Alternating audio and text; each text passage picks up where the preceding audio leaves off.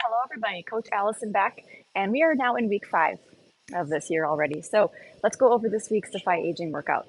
This week we have a smaller circuit with only 6 exercises, but that means we are going to go through it 4 times instead of our more standard 3. So yes, 4 times through. Rounds 1 and 2 are going to be timed 45 seconds on, 30 seconds off, so a little on the longer side. But then rounds 3 and 4 are going to be short and sweet at 20 seconds on, 30 seconds off. So you actually do get a longer rest than work ratio for those last 2 rounds. All right, let's run through our 6 exercises. All right, station 1 is a goblet march in place. So we're going to be using a kettlebell, holding it goblet style like this. You can choose to hold the handles like I am, or kind of more the bell if it fits comfortably in your hands. It's really just preference. Holding it at the chest but not against the body, so make sure there's a sliver of air between the bell and your chest. And we're going to do a slow, controlled march in place. So we're not going for speed here.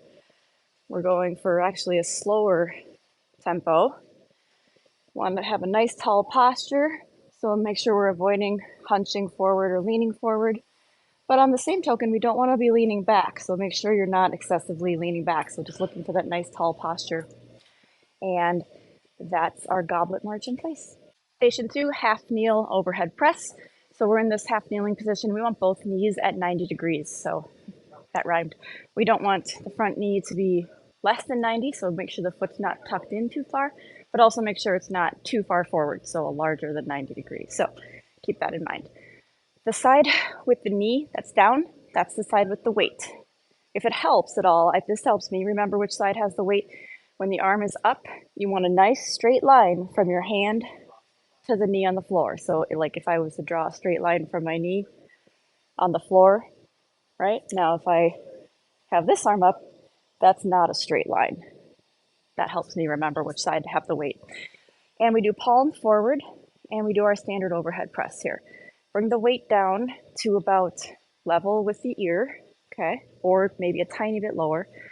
But if the weight is so heavy where you can't, you're kind of needing to stop way up here, because if you go down lower, you can't press it back up, you know the weight's too heavy. So, and that's our half kneel overhead press.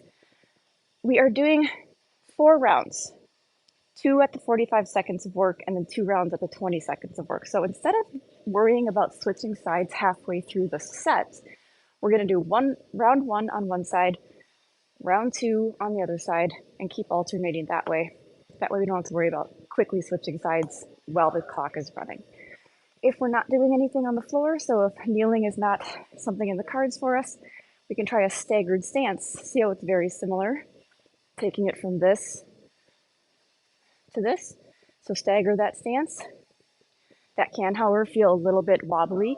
So if you don't feel safe in that stance, take it to a standard, I would call it just a normal stance, right? And do a single arm overhead press in that normal parallel stance position. So a couple of options there for the leg position. As long as we're getting that single arm press, we're good. Station 3 is our cat-cow. So we have a nice core spine exercise. So we're in a quadruped position. Want to make sure the hands are starting right under the shoulders. So make sure the hands aren't too far out here. So directly under the shoulders. Neutral spine and neck to start, but then we droop the head as much as you can. As we droop the head, we tuck this pelvis under like you're pulling your butt underneath you and round that spine. Hold it for a second, then we reverse that. Everything goes completely the opposite. Pop, now we're popping the hips out, looking the head forward, oh my hair, and arching the back, arching the spine. Hold that for a moment. Inhale here. Exhale here. So we go through those nice and slow. You don't want to whip through those. They feel actually really nice. This is a very nice, relaxing kind of exercise. Modification on an incline for anyone staying off the floor. Really exactly the same thing. Just make sure you keep a soft bend in your knees. Never lock out your knees like this. So just a soft bend. Everything's the same. Notice how I'm sort of tucking my hips in, my butt in. And then popping those hips out. So that is our, here it gets a little nuts. That's our cat-cow station. This one's kind of new for us, I think. It's gonna be a double kettlebell sumo deadlift. Okay, so we do want a kettlebell in each hand. Sumo stance, as many of you know if you've been with us for a while, is a wide stance with toes angled just a little bit outward. Okay, so not excessive like this, but just a little angle. Kettlebells are hanging in the center of the legs, so they're not out like this. They don't have to be excessive, so don't bring them in touching and squeezing your shoulders in like this. So to start, they might actually be running right along the thighs. As we go down, they'll drift. Since your legs are wide, they won't be touching your legs once you get past about here. Now a deadlift, as you know, is the hinge. So we're not squatting. Now, we do sumo squats so often that you might be really tempted to do a squat, right? A sumo deadlift is going to feel a little different. We do typical standard deadlifts all the time. So soft bend in the knees. We're going to hinge, so folding forward, popping the hips back. You only have to go as low as you need to feel that nice stretch and kind of a gentle pulling through the glutes and the hamstrings. So don't think you have to go all the way to the floor. I actually don't want you to go all the way to the floor with those weights. So I'll do a couple in a row so you can just watch. So soft bend in the knee, hinge forward. Those arms are just dead weight, so don't pull on the way up. I don't want you to pull and lift, anything like that. Arms are just dead weight. That's why this is called a deadlift.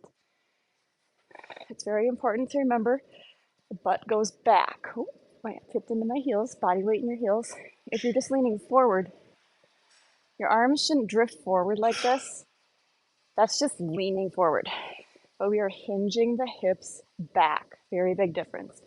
Watch my kettlebells drift straight down from where they start. I'll just do one to show you. It's starting here. It's going to end just directly straight down from where it starts. And as opposed to me leaning forward and now it ending out here. So it's going to feel pretty different. Notice I kept that neutral grip, so palms were turned in. It might feel pretty different, so I would go on the lighter side as you're getting used to it maybe. Go heavier as you feel ready for it.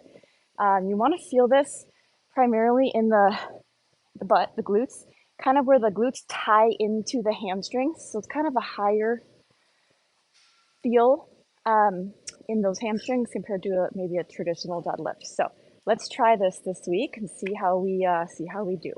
All right, we've got our Palloff press.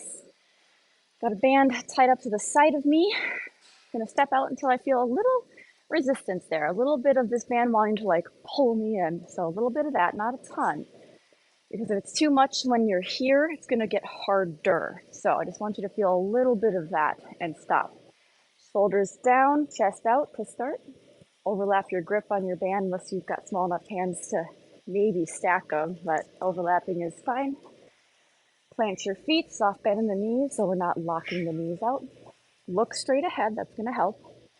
We press forward and pull back, nice and controlled. The farther out you get your arms, the more resistance you're gonna feel. That's why I said not to go too far out this way. We're trying to do this without changing body position. So as you go farther forward and it gets harder, try not to sacrifice your form and tilt. Try not to, move the hips more to kind of brace. Try to keep your body position exactly the same. You're gonna feel it get harder and harder the farther you get forward. If you're needing to stop like here, your band's too heavy, or you stepped too far out. So come in a little bit. Step that way a little bit to release a little tension, and then you should be able to go arms fully forward because we want a full extension. We want the elbows to go all the way straight, all the way back. Don't shrug. That's pretty common too, because those shoulders want to jump in and say, hey, I'm going to help more, but we don't want to shrug. So this one is very easy to switch sides. So we will switch halfway through the set. So your coach will call out halfway, because all you have to do is go like this and then continue on the other side. So it's not cumbersome, change sides, you just spin around. So halfway through the set, we'll change sides. That's our Palloff press. All right, last one is single arm, racked, contralateral, step up. Said that in the wrong order, but that's okay. The racked position, we do that now and then. So if you've been with us for a while, you're getting familiar with it. It's the kettlebell up in this rack position. I have a watch on, so that's why I made that face. If you have a watch or a wearable here, I recommend spinning it for this exercise so that the watch is in the bottom of your wrist. Because for the rack position, we do have the kettlebell kind of resting on your wrist. Just a little suggestion for you. So this will be out of the way. Yeah, we bring the kettlebell up, start with it like this, bring it up, rotate like this. It should just glide nice and easy in your hand. We want the curve of the handle to be resting in the between the thumb and the forefinger, pointer finger. And elbow is pointing down and out kind of just naturally because we don't want it not excessively up here, so it's not a tabletop. And we want the thumb, if the thumb is at your sternum, kind of tapping your chest, you're probably in the right position. Well, I shouldn't say that because you could still be up here. But meaning we just don't want the elbow way back here. That's just, it can pull you backwards, first of all, but it's pulling a lot of this anterior delt into your pec here. So a proper rack position is elbow in tight to your side here, side of your ribs, thumb at your sternum, elbow kind of angling down and out, chest up tall. Okay, so we're not like slouched because the kettlebell's just going to fall then. So the biggest thing I can say again is not back here. Your coach can help you with that. I have this angled. That's stupid. Don't do that. It's not the best. Okay. So contralateral means weight's in one side and you're doing the work on the other leg. So whatever side you have your weight on, you're going to step up with the other leg. So I'm stepping up with my opposite leg, going back down with the same leg. So upright, down right, upright, down right. I'm just going to continue this for the whole set. This would be one of those ones, kind of like the half meal press. We're halfway through, it would be very cumbersome and wasteful of time to switch sides. So since we have that nice even amount of sets, we're going to continue the whole set on this side. Next time we come around the circuit, then we'll do the other side. So next time around, I would rack this kettlebell with this arm, step up with now my left leg. Remember, you step with the opposite side of the weight. Up left, down left. Up left, down left. So, do that. Let me give an option here. If the rack position is either, because it's a lot of shoulder, so maybe if it's hurting the shoulder at all, if you have a shoulder injury or restriction, or for some reason it isn't working for you, change it to a downloaded option. So you would hold the weight down at your side. So that's going to be another option for us. I do want to encourage everyone to do this because you are getting a little more out of it. You're getting shoulder and chest and even a little bit of arm. Okay, but again, this is definitely an option. Okay, that is our step up station. Last but not least is our team builder. We're going to divide into two teams and we're going to do a shuffle relay, see which team finishes first. Pretty straightforward as far as the concept, right? So shuffles, fix my pants. Shuffles we do every now and then. So kind of come into a quarter squat. So you're in a nice athletic stance position and we shuffle down, shuffle back. So you shuffle, you're nice and light on your feet. Okay, so you're kind of staying, it's hard to show because you can't do it in slow motion, but kind of staying on the balls of your feet. Look at my heels aren't really coming firmly on the floor. Okay, take a step and kind of bounce and let those feet just kind of glide together. Okay, you can do that at any speed, really. Anyone that is avoiding all impact, you can take it to like a gliding but fast side step and take out that nice little glide and hop. But a shuffle has very minimal impact. It's very soft. So it's nothing like doing a full jump like that. It's very soft. But whatever option is appropriate for you. But we'll just see what team comes in first because on each team we'll have varying, everyone will be doing kind of their own thing. So I think we'll get a good mix of all different options. So let's just see what team comes in first. If we have an odd number of people, your coach gets to jump into one of the teams and we'll just see how it goes with our shuffle relay. All right, teams, That's week 5, and I will see you back next week. I hope you enjoy this workout.